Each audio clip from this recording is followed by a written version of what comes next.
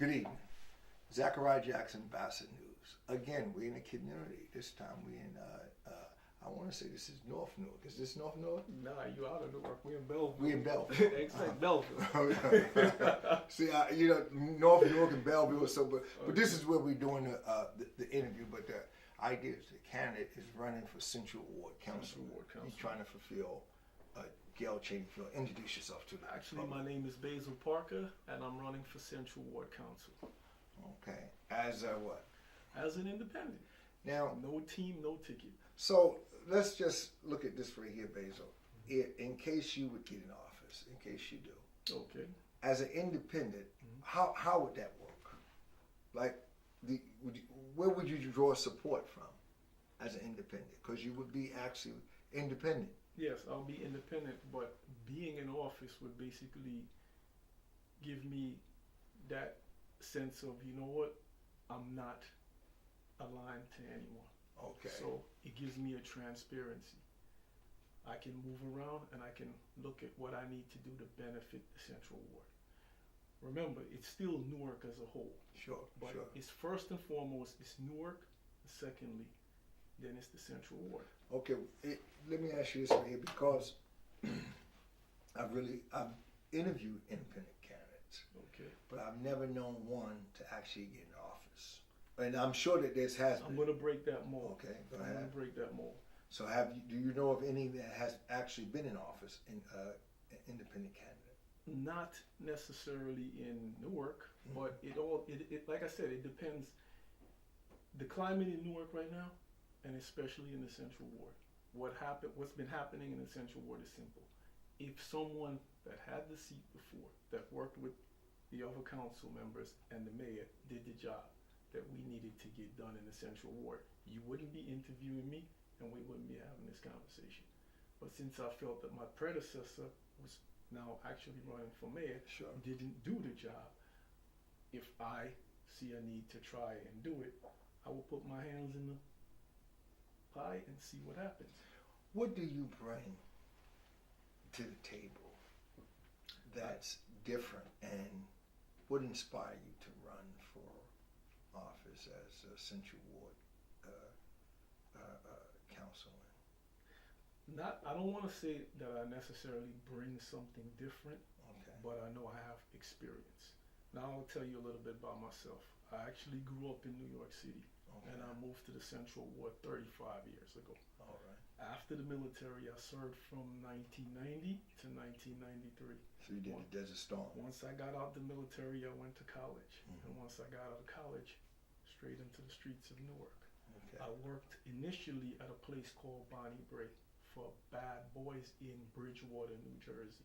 So it was dealing more with teenagers, diapers age, MICA kids, sex offenders. So I got a general idea of working around teenagers. Now, while I was in college, my degree was history and also secondary education. Okay. After Bonnie Bray, I moved to Covenant House. And Covenant House is right downtown Newark on Washington Avenue in the Central Ward. So I spent a few years there. Washington Street, yes, right downtown Newark, Covenant House. Right by the park, right there. By the park. Is that Lincoln Park or that's Milton? Actually, Integrity House is by Lincoln. If you come a little bit more across from housing, actually, you know where they built the Teachers Village now? Yes. Right across from Teachers Village is Covenant House. And it primarily dealt with runaway kids that didn't have any place to go. They came and we pretty much restructured their whole lives and teach them how to be citizens and be independent and put them out in the community with jobs and have them live and understand what you need to do. If you got in office, what would be your first line of duty on that first day? What would you first task would you first take on? Well, actually, my first task would be to sit down with the outgoing person. Because the transfer of understanding and leadership comes from me having an exit interview and an intro interview with you. So you don't go along with, I think the young lady at one of the events that shared. Uh, She said, "Throw everybody out." No, Helena, I know I think her exactly. name is. Yes, Helena. yes. She said, "Throw them all out," So No. you don't really go along with No, that. because unfortunately, And let me say this right here for the camera, for the station, for BASA News. I try to reach out to Helena. And you got it. No, I haven't got anything back. So if you know wow. of anything, Wow. I would love to.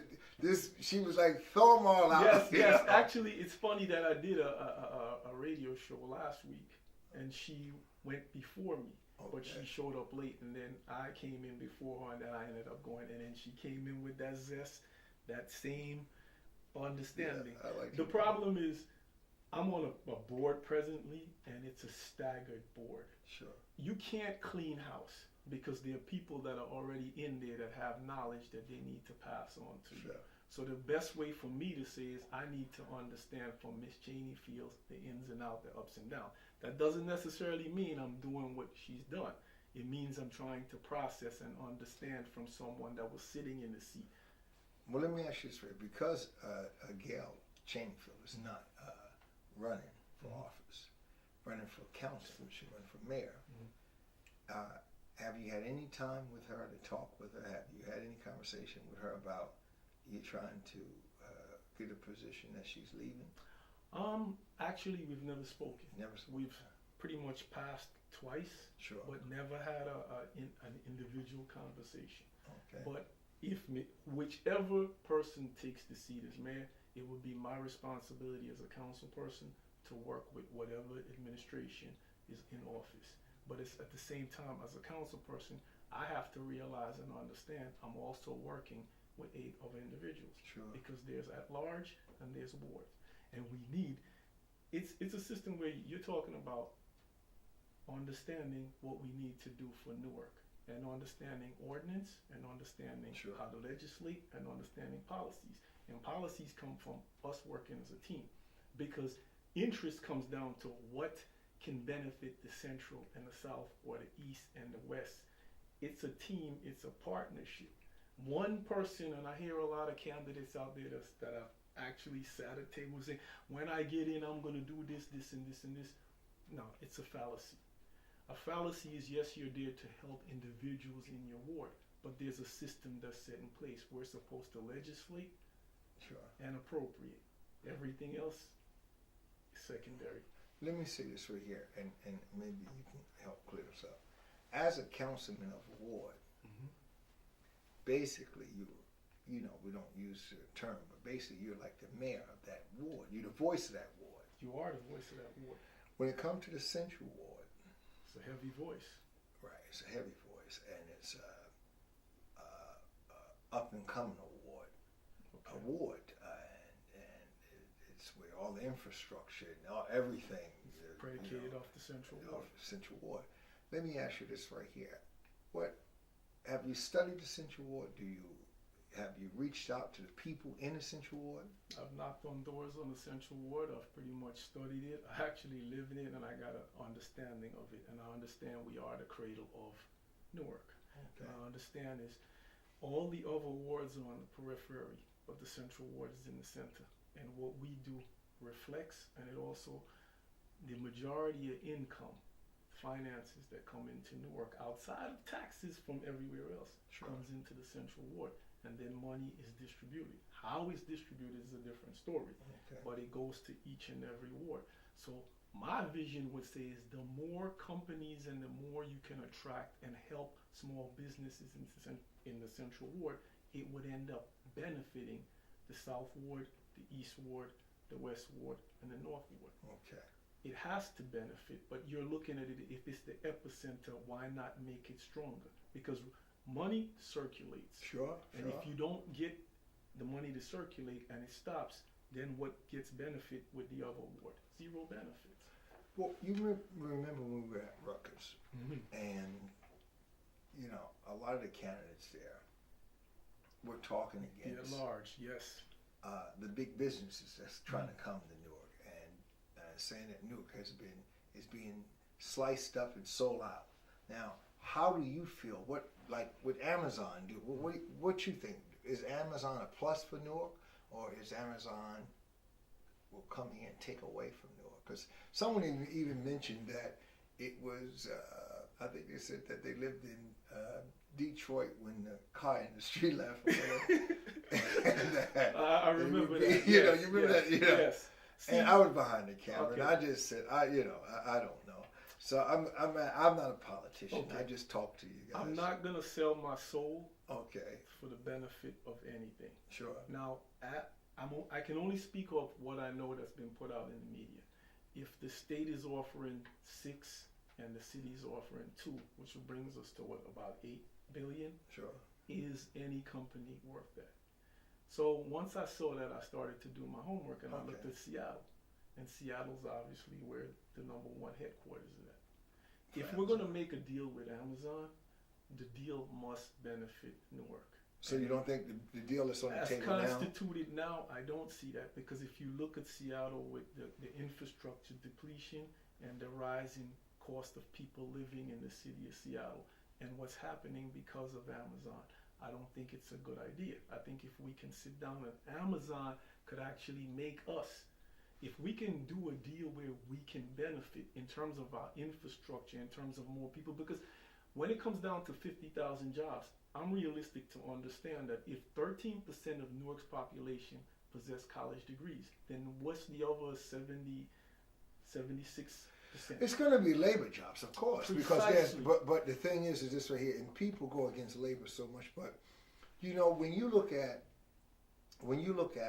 any city, any town, when you look at any country, you know, the labor constituency is very large. We're not going to have a country where everybody has a degree. Exactly. Now, or we're not going to have a community where everyone has a degree. It's so easy and I had this conversation earlier too. It's so easy for someone to be on a computer and say, okay, the battery is in the car.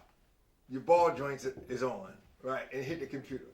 But someone, whether you got a robot or something, got to go there and bang them ball joints off, right? You know, someone got to fix that box, and someone has to sweep the floor. Right. So is it so bad that if Amazon came here and they came with a good many labor jobs, and they were labor jobs where the people can pick themselves up, because there's the good labor jobs. There's good and there's bad.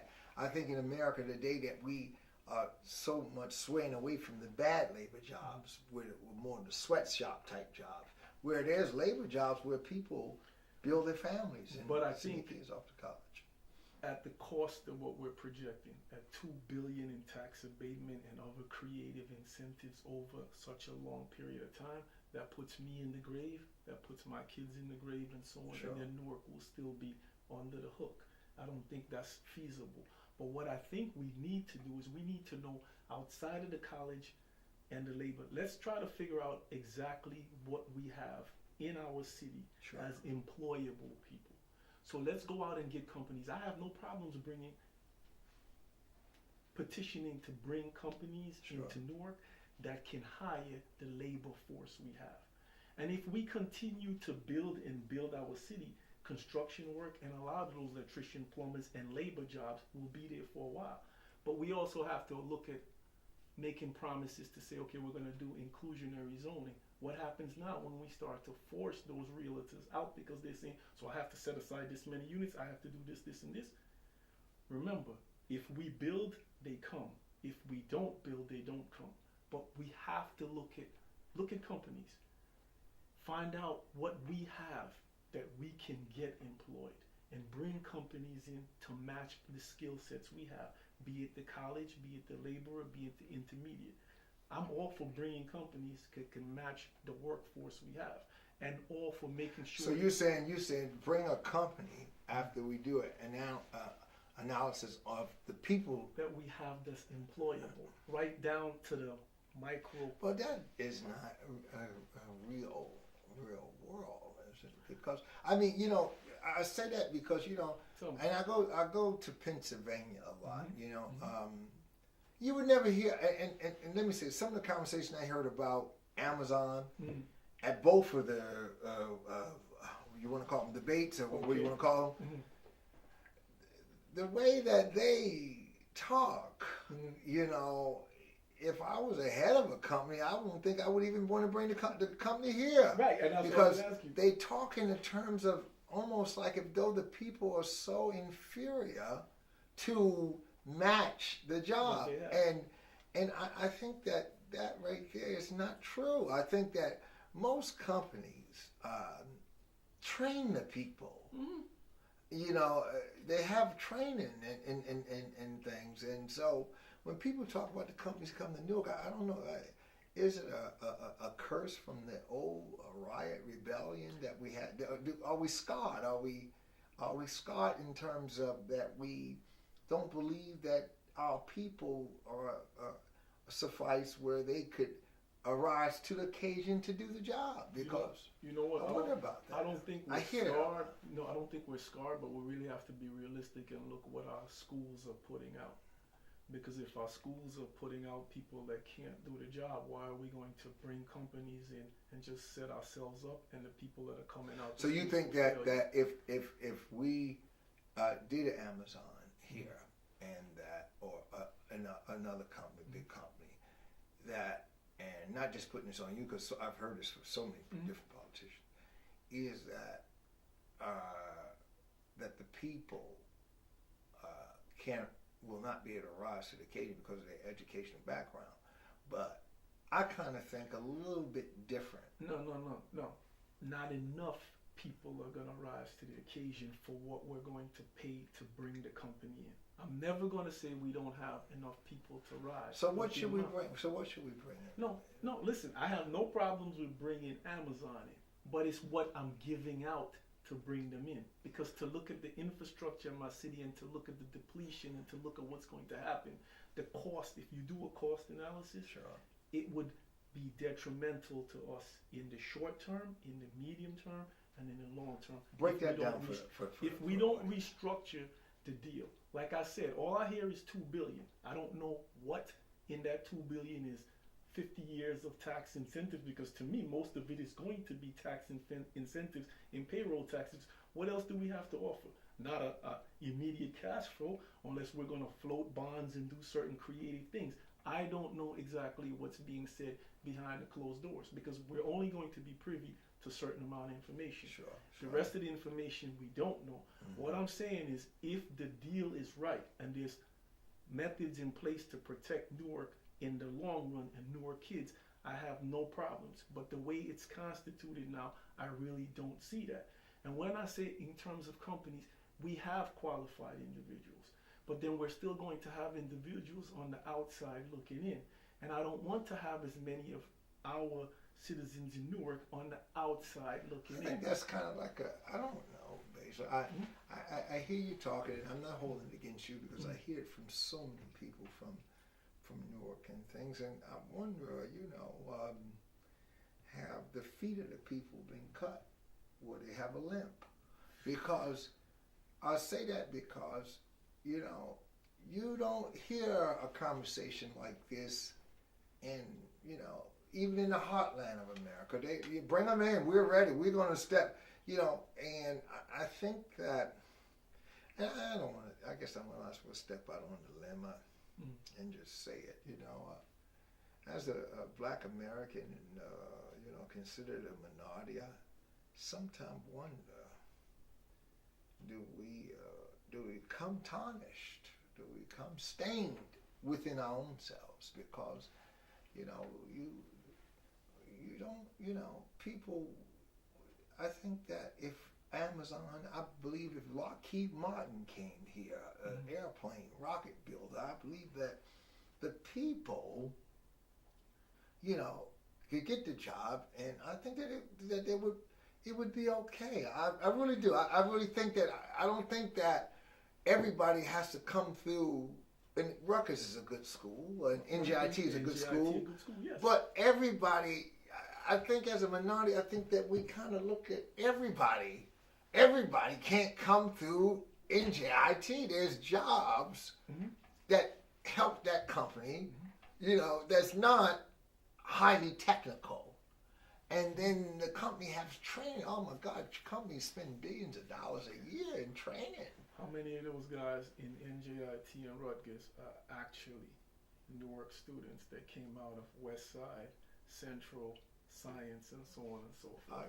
I'm not disagreeing I don't know with you exactly, the level, but the numbers is saying if we're going to make a deal. Well, let me say this right here. We're not going to have any company. I don't think that we would have 50,000 people from Newark working in the company. That is true. And not only because. Not because the people can't do the job or need to do the job, but I think a good many people have jobs. Yes. You know what I mean? So we're not going to have the whole Newark. It's not going to be the whole Newark there. But out of that 50,000, what are the drivers and what are the laborers and what are the ones making the upper echelon of the salary? Listen, the thing is this right here. You get your foot in the door. Laborers today, when you look at a police officer, right? A police officer is really a laborer. When you look at a firefighter, right? A firefighter is really a football player.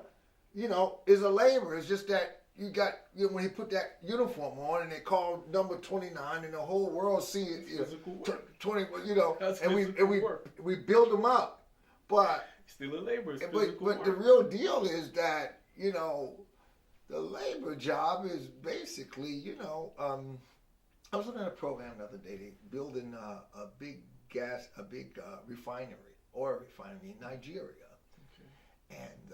They were pumping oil, selling oil out, but they had a problem with they send it out. They have to refine it to bring it back back. the finished product. So they done it. They're doing a big. I'm talking about a big. But every gas station have oil or whatever. And they making farmers fuel and and stuff like that for grain and for the earth and everything. They're doing so much with this big refinery. They basically used a lot of their own people to do that. Mm-hmm. They brought other people in, but mainly their own people because, everybody just not going to be that doctor, that, there's jobs where people hold a family, people buy houses. But Nigeria is one of the most educated countries in the world, so I wouldn't disagree with you that one thing about Nigerians, they hold education at a high esteem. The ones we meet, but there's also that. See, I love America because I know no other country, but I can say one thing: we're one people that say this is how y'all are. This is what y'all do. Well, you met how many people did you meet? Did you meet actually 1,000? No, you met this one. I'm talking about 1,000 where you can really bond with them. You know what I mean? Bond. Yes. I mean, we can travel to a country and not really bond. It takes 2 weeks is not enough to really bond or to really get to know people or whatever. But the idea is that we tend to just say you're like this and this is what you do or whatever. It's like telling me Jackson, you have nothing but money and this, that, and other, and then you go to the Subway and you spend the money. And say, I know you can spend it, but I'm gonna do this. Go ahead. But I'm just saying is that if Amazon could come, if it would come, and they would hire, there's going to be a lot of labor jobs. I agree with you. But the idea is that with anything, I think that we have our chosen people who we want to do different things. But if you fly on an airplane, you want the person that can fly that plane. Not the person you want to fly. You want the one that know how to fly it. Now, but there's other jobs to get that plane going. There's a stewardess job. There's a cleaner job. It takes a whole team. It takes a whole team. So I think that if Amazon or any of these big technical companies could come, it would be good. But, and let me say this right here too. Like a company like Amazon, isn't it set up like FedEx? To a certain extent. like where is all this technical stuff? Because I No, think well, the technical aspect of it is actually because they're an online company. The Okay. delivery aspect of it, they might subcontract the delivery. So no, we don't want them to do that. See, and that's the fear. Do No. we know if they'll come in and bring the Well, company and only but hire the that- techies but- and then but- subcontract? no, but see, that ain't what we're saying. That ain't what See, people well, are saying. I don't want to know know. No, that's not what people are not saying that. Now. You sure? Yeah, no. I have heard no one say that. and I that's haven't the heard thing. Well, anyone I say. don't know. I hear people talk about these labor jobs as if though they're jobs, of the past. Mm-hmm. But somebody got to deliver that box, And it's going to be that subcontract. and those Amazon people or those UPS people or those FedEx people that deliver them boxes that have the truck and have the what do you call it the hand truck to bring the thing in. They seem to do okay. If, like I said, building the headquarters and developing the neighborhood and doing what you need to do is going to give us jobs for a while. The problem, like I said before, is to make the deal sweet enough to benefit Newark. And you don't think that the deal is at $2 billion? Where do we get the kind of funds? Besides, like I said, tax abatement. The state is giving how much? $6 billion, and we're supposed to pony up too, so it's supposed to be around $8 billion. Well, then let me. Well, the previous governor was going to do the $6 billion. I don't know what this current governor is going to do, and I know what our plans is $2 billion. But like I said, it's tax abatement. But if the state, right, with their many lawyers and their many economic wizards and things of that nature, going to give $6 billion, and they asking for Newark to give $2. The state got its hands in on it. So then we're not only talking about people from Newark working at this company. We're talking about people from the whole state of New Jersey. But that was the previous governor. The previous governor that put this plan in place was Christie. So I don't know what Christie's motivation was when he put the plan in place. Okay. So that's a whole different ball game now. That could have been something political. We really don't know. So yes, that's when Christie made that $6 billion. I can only speak on our $2 billion that we fall into a city like Newark. So if we get an Amazon or if we get any company like Amazon, is it at a cost of $2 billion? That's all I'm saying. Let's look at what we're getting ourselves into over a long period of time, because I'm going to live past and pass away, but the brunt of what we're putting in place. And let's just say, hypothetically speaking, it goes for 20 years. But that's still going to be more years on those billions. And Amazon decides to pull up shop and leave. Then what happens? Who has to bear the weight of it?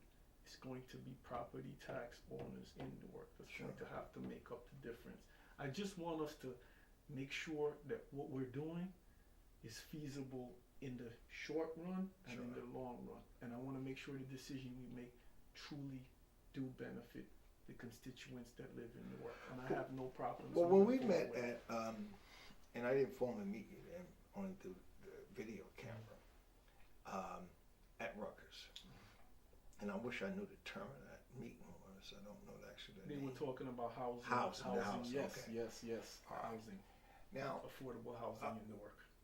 The development of these big houses, these big buildings in Newark. What is your current thought on that?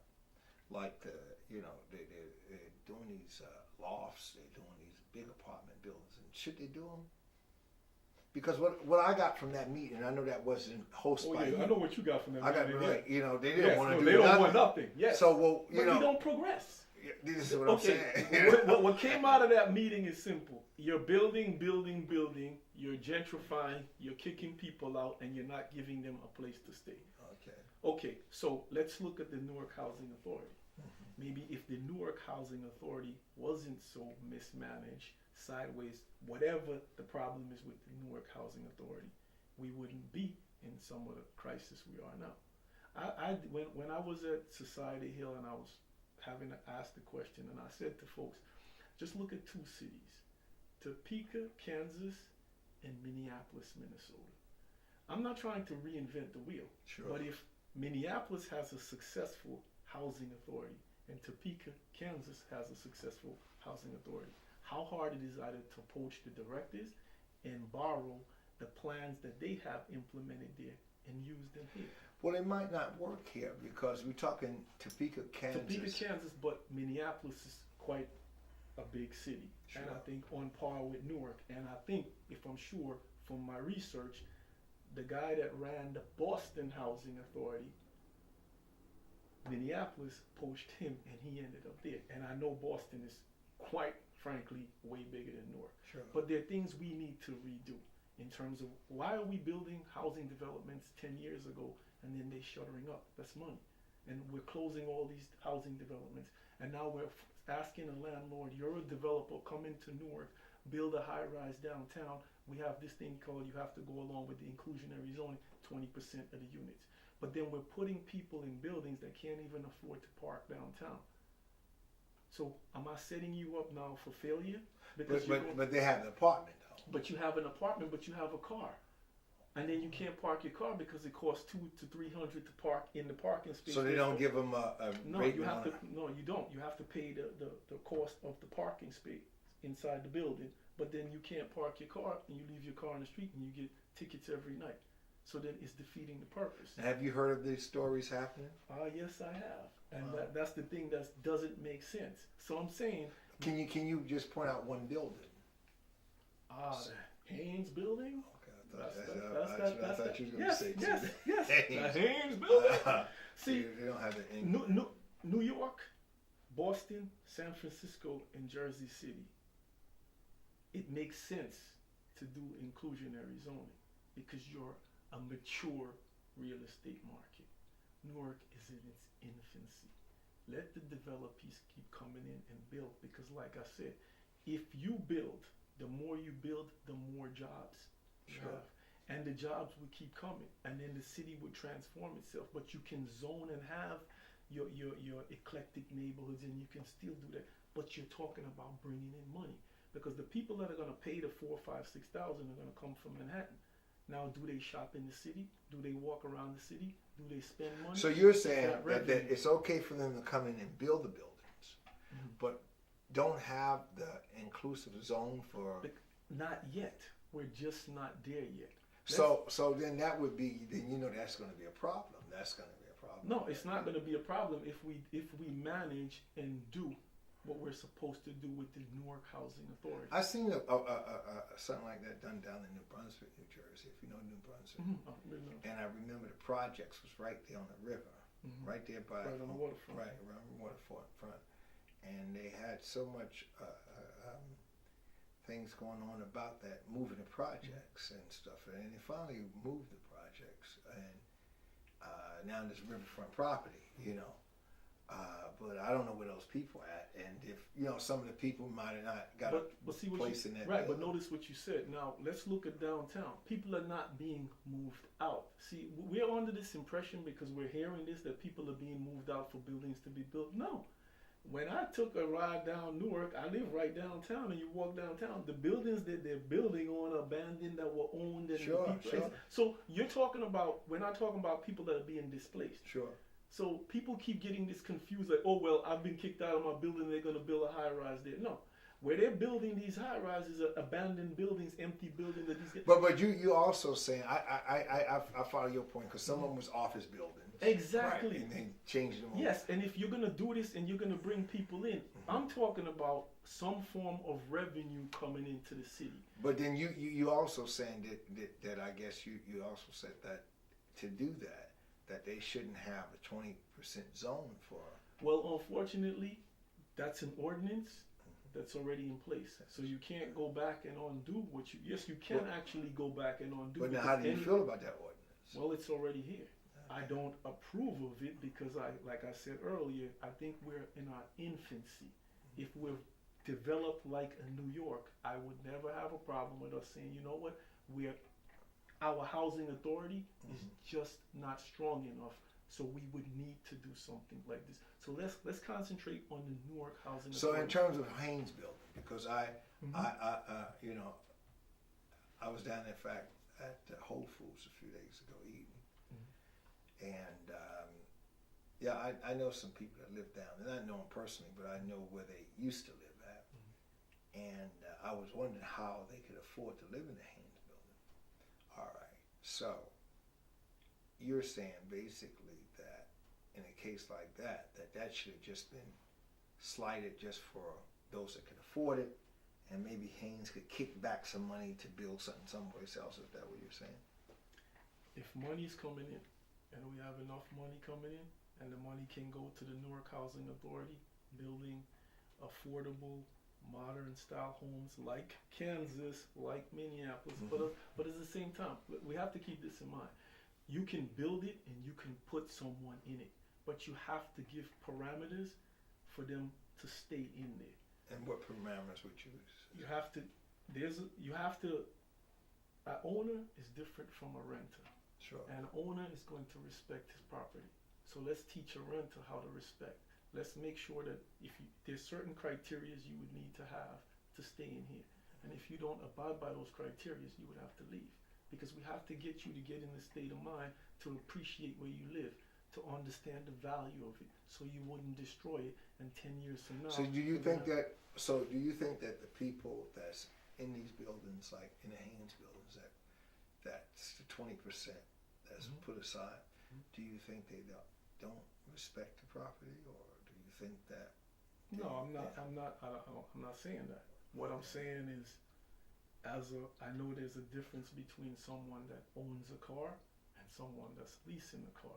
And I know there's a difference between someone that owns a house and someone that's renting a house. You still have that emphasis on, listen, I'm investing my money, I'm paying taxes, I'm doing this, I'm going to go out and I'm going to plant my garden, I'm going to take care of my house. But you know, Basil, wherever you go, people feel part of the community. They feel that, no matter what, we hear these protests, if someone's digging for oil or someone, whatever, and the people don't live there, they may live in that town, they say, they put a group together and they protest, and, you can't do that, in a city like Newark, I think where a lot of people miss the actual mark is that there is a lot of fear. And that's why I was really wanting to interview the mayor, because there's a lot of fear because people don't know what's going on. Things are happening so fast. We used to be able to move a car from, let's say, Springfield Avenue to 78 within 3 minutes. Well, you can't do that no more because it's traffic. Exactly. There's cranes everywhere. So people do feel that maybe, you guys are, well, what are you doing? You're building up, or you're kicking us out, and kicking us out does not necessarily mean because you got that business building that used to be Prudential, and you turned it into lofts. But then, I guess it's kind of childish, but it works. It's like people say, well, all them people over there, ain't nobody look like me over there. No, that's a fact. That's childish. It is a challenge, but it's true. It's true. I think that even with the Barack Obama thing, campaign, we said, well, all the president. I think that we never had a president look like us. Well, now we got one. It's funny that you said that. I was in Pathmark. Okay. Right, and I remember when the first time it happened, this lady said, she just busted out on the line after the election. She said, finally, everything is going to change. Right. And me being who I am, I actually wanted to turn around and say to the lady, it's good to have hope, but let me explain something to you. The president is a person, the seat is an institution. The institution will continue to be the institution, and you can have hope for the person. But that person is not going to move the institution. But I didn't. You know why?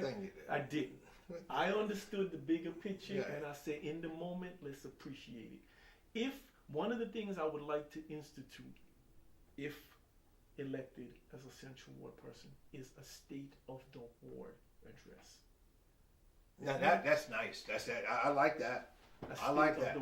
Yes. Yes. That's you beautiful. see what you said was a key word. People fear what most. That's right. Change. That's right. And educating the people and having a State of the Ward. and making sure the aides that work for me, Sure. your job is to go around the ward. Yes. Be the pulse Yes, of that. yes. Know Because what the people. really, you're the mayor of that ward. Thank you. You're the mayor of If that I'm ward. going to keep Right. you informed with everything you do, I'm going to allay those fears. Because if the mayor comes to your ward, he must come to you first. Because Yes. you're the mouthpiece of that ward. So if the mayor is not doing enough, like you said, that's around beautiful. election time, then we hear all this yapping. No. If you're in that position, have a state of the ward. Yeah. Meet with the people. Let the people know, listen, this is why this development here. If you keep meeting with people and you That keep right telling there them is stuff, I've all the politicians I've interviewed, I would have never thought out of 10 years of interviewing politicians that an independent politician as yourself would make that statement, and that statement is good. So that is good. That's something that I believe that. That's how you understand. Yes, You yes, can never run into yes, someone and say, yes, change. yes. Change Yes, is never yes. good. I think you need to, the next city council meeting, and I would love to be there, whenever it is. I think Okay. you need to get Tuesday. on. Is it this Tuesday? It'll be Tuesday in the evening, Okay, I barring a snowstorm or yeah, something like yeah. that. I think that if you could get on the ballot, Okay. on speaking. the speaking ballot, it's just easy. I believe just call them, and you bring that up, because that would make my job easier. Because people come to me and ask me all kinds of questions. What is this thing? Like they're building some kind of transfer station Yes. on West Market Street, and it's West Market one way, and I don't know this other one, Central Avenue, Central West Market, right down that corner. And people have asked me. I said, well, it looks like cell tower. I said, look like cell tower. That's what it look like. We need to let the people. But yesterday I interviewed Councilman Joe McCollin, Okay. and he told me, he said, no, it's not cell tower. I said, no, what is it?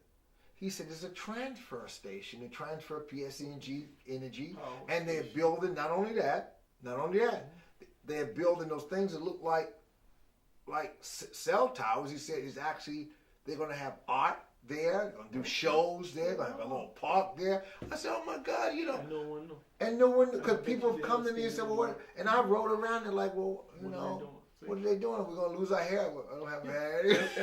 Everyone can't do the 311 and the 411, and everyone is not technologically inclined. We're still forgetting a majority of the ward and a majority of the population in Newark need to hear it. Yes. And if I'm your leader and I'm sitting down with you once a quarter or once every month and traveling around the ward, it makes it easier when something happens down the street. Everyone's not going to be, rumors are the worst thing. Worse. And you know what happens when those. But hearing it from the horse's mouth, this is what we're planning. And secondly, you know what? One of the things that inspired me about this state of the ward is I was elected. If I'm elected by the Central Ward constituents, I have to do what I was elected to do for them. Because then this is a democracy and you have every given right to remove you if you feel I'm not doing what I'm doing. But I need to know from you what I'm doing wrong and what I'm not doing. But I also need to make a promise to you is the majority does outweigh the minority. So if we're in these meetings, you can't expect me to side with the 2% when I have the 95. There are going to be decisions made that you might not like. But come to the meetings, let's talk about it, and let's move it progressively. Because if all of us have it, it makes it easier for me to sit down with the South Ward folks and say, listen, we have certain things in common. Let's get this ordinance together that will benefit the whole of Newark. But we need votes. Votes come down to, it's like being on a board. It takes 4 or 5 to get it done. I can have an idea, and you can have an idea, and those two might not like the idea. How am I going to move it? But I like that gesture that you just said. I like that because it wouldn't be that hard. Because again, you're not talking about like the state of the city address where the mayor talks to the whole city. You basically start talking to your ward. Now, if someone from another ward want to come in and hear what's going on, okay, fine. But that would be far and few, unless it's a big project. Exactly. But that right there, I mean, that is give information Yes, personally yes, to the yes. people. So and I think it would I would make hope the that you would follow up on that. best. And Well, I plan to. and Tuesday, if you're Okay. going to speak down there and you're going to make that statement, you let me know. I'd like to be there. The with funny thing cameras is, and I said that in when you have two groups that are supporting specific individuals, they're not listening to what you're saying. That's right. And I said that at Society Hill. I said, and everywhere Yeah. I said that on a few places I go, and a lot of folks said, "Wow." And I also said at the same time, you're asking a lot of a person, but you have to understand the job responsibilities of someone you're putting in to be the council person. Some of the questions that are coming from left field, 90% of the questions do not pertain to the person you're trying to put in that seat. That's So right. you have to be mindful of what the person is saying. And a person, you have to have patience. Sure. You have to be a leader.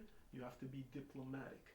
Being a council person is about having the patience, the understanding, and Sure. the wisdom, and being diplomatic. Because yes, you're going to be in a chamber with individuals that you need to come to consensus. Sure. Because sure. to get anything done, you have to have consensus. Sure. People are thinking, "Oh, I'm going to do this. I'm going to revitalize." No, I can't revitalize this, and I can't do that. And I'm not going to sit here, and I'm not a person to make promises that are way beyond the Sure. scope of what. There's a mayor, and then there's city council. City council's job is to do X, Y, and Z, and we work in tandem with the mayor. And like I said, it doesn't matter who's in the seat of the mayor. It's my responsibility, if the people of the Central Ward elect me, to work with the administration to benefit the Central Ward and Newark as a whole. Wow. I so much like what you said, and I think that right here would make even a better politician, because at least a person be kind of clear of who they're voting for, Exactly. and the people would also evolve into what they want as a politician. So I think that right there is a real door opener. You can never Yeah. say I'm not addressing your issues. Exactly. Because if I'm giving you the green light, I'm pointing you where we will be here on this day, we will be here on this day, we'll be here. You have all the right to come, express your opinion, and ask. Sure. And don't say, well, later on, well, you never. No, I want to make myself as readily available as possible, and the office of the Central Ward Council person must be transparent. Just like the city must be transparent. Sure, Without sure. transparency, democracy doesn't work. Yeah, We're right. not sneaking around. Right. We're not. Right, If it's right. up front, you will know it because you voted for me to get it accomplished. Wow, I like that. All right. Well, we're at the end of the interview. What will you say? Tell the people on how they can contact you, and during what day is actually? The election's Next actually day. May the 8th, May and the my ballot number is 8C. 8C. So I'm a lucky guy. It's actually May 8th, 8C. So 8 on the 8th. 8. I have a website, www.parkerforcouncil.com. I'm on Facebook. My website's been up for quite some time. Sure. I'm usually walking around the streets trying to meet people, say hello, and I'm going to make sure the whole entire ward gets flyers in people's doors with the telephone number, the PO address.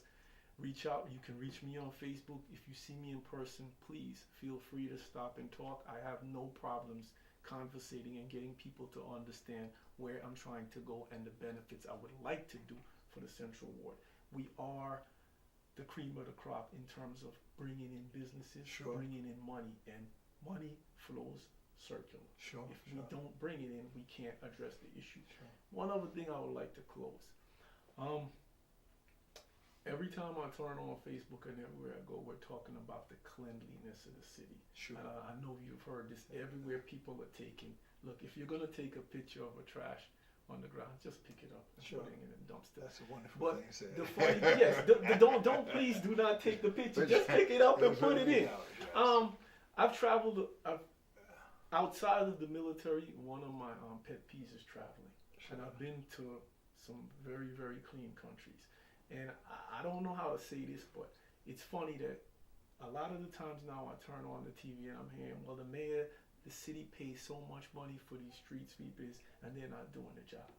Well, I have a surprise for most people. I was in Austria last year, and before the street sweepers come down, and I would say Austria, Vienna to be precise. Vienna, Austria would be probably the third cleanest or the second cleanest city I've ever seen. There's people with color-coded uniforms that come and they actually sweep the streets first. And then the street sweepers come, because those machines are not designed. If you look at when those machines pass on the street, they're pulling it away from the corner and leaving it in the middle. Yeah. And we're here in Newark screaming and complaining, but it's also indoctrinated in the people. Cleanliness starts at home. Sure. You just can't clean a street and not say, you know what, you have to pick up your trash, you have to tell your neighbor, and you have to start telling your kids, and you have to indoctrinate yourself on the essence of being clean. And I think it would happen in our city, because we have a beautiful city. Yeah, yeah. I think that we do need a litter campaign. Yes, yes. And we could start it in the schools. In the schools. We need to start with the kids, and it needs to work its way up the ladder. It just doesn't start from the top and goes downward. We have to. Or do a video for YouTube or Facebook. Something like that. We have to, but please. Because I think that some people just believe that it's the garbage man's job. Which it is his job. It is his job. But we have to do ours too. We need to do our part. Throw our stuff in the receptacles, not just throw it out or out of our car window. You know? Exactly. And we have to stop taking pictures. And we have to hold the city hall accountable. And yes, they have to do the sanitation pickup. But I think, and another thing you also said is, there are a lot of folks in the East, West, South, and North Ward that need jobs. Sure. So let's watch how we do the sanitation budget, and let's study countries like London, cities like London, Austria, Budapest, Bucharest, everywhere. And they put people with uniform. You can still work for the sanitation department, but let's clean the city. And a clean city attracts tourists. Tourists. If you're waiting on a layover in Newark airport and you don't feel like going to Manhattan, let's bring in more restaurants downtown Newark. Well, that's what they're trying to do. Let's make it a hub. So I'm not going to wait on a plane for 10 hours and go to New York when I can just come into New York. Sure, that's what they're working on. Yes, that's what they're working on. But again, you have people that say that they're bringing too many restaurants. They're bringing too much. You know, so where do we level off? I mean, Newark, is not a city that's in the country. Right. We're the back door to Jersey City and exchange places. But we are the largest city in New Jersey. Right. So let's be that epicenter. And I think with the state of the ward, I think if you can address people and you explain to them, then the fear of saying we're going to be pushed out will not be alleviated, but it can be lessened. Because when you can explain to people personally, listen, if this comes in, this lifts this up. If this gets lifts up, more employment. You start to look at. I'm all for it because as I interview people and not familiar with their ward, not familiar with their councilmen, and go on hearsay or the whole lot. And a lot of times it's damaging to the politician that's in office because he don't even know what's being said. Rumors will kill you. And he don't know, like I said, rumors will kill you. And I'm like, sir, I can't tell you everything they said because, it may offend you a lot. Yes. But my God, but that right there would be a good thing because it didn't.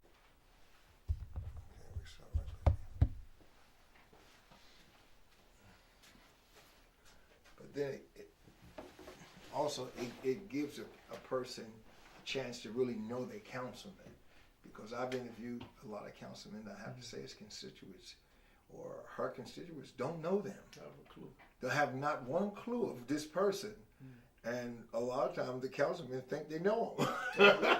When you're up on that hill and you're assuming that everyone's, and then when reality hits you, the love comes at the end of the time when you're asking people. But you want people to understand and share in your ideas. But the only way you can do it is being personal and being up close and in front and getting to know them. Just like you can dish it out, you have to take it when they give it to you, and you have to fix it. So that's just what I wish you all the luck. Thank you. And I believe that you have a chance just as much as anyone else. I hope so. You just got to go out there and grind it out and talk to the people and let them know, who you are. I think as a candidate, people liked you the other day at Society Hill. it's funny that you said that, right? In the midst of all, in the midst of all that was going on, I think that people really, it's I think, funny. I honestly think that you were one that they really took serious. Because, what I'm trying to say, you know what I mean? Yes, this isn't, to be honest, it's my ward, it's where I live, and this isn't, it isn't, and I try to say, it isn't a game, and it isn't a joke. This is a serious business that we're dealing with people's lives. Yeah, and sure. If you haven't led anyone, and you don't understand the concept of leadership, you're barking up the wrong tree. Yeah. And you're gonna make promises to people, and then you're gonna get in there, and they're gonna hold you accountable, and you're gonna fail, and you're gonna fail miserably. Yes. And that's all I always start to listen. I'm gonna do what I need. I've done my track record that I can personally say speaks for itself. Well, you have good ideas, and I only hope that you would get on the roster for Tuesday night and give me a call and let me know. Okay. And I would definitely like to be there.